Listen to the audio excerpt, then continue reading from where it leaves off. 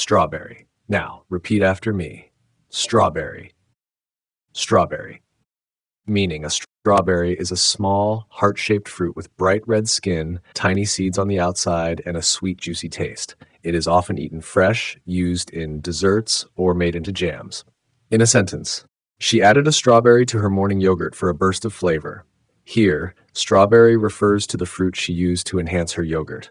Let's try another example. The farmer grew the sweetest strawberries in the entire region. Now it's your turn.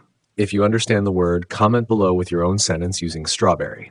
Synonyms. Some related terms for strawberry are berry, a small, juicy fruit like strawberries or blueberries. Fragaria, the scientific genus name for strawberries. Antonyms. The opposite of strawberry would be none, as strawberry is a specific fruit. It doesn't have a direct opposite. Part of speech. Strawberry is a noun referring to a type of sweet red fruit. If you found this helpful, make sure to like, share, and subscribe to English Dictionary Infinity.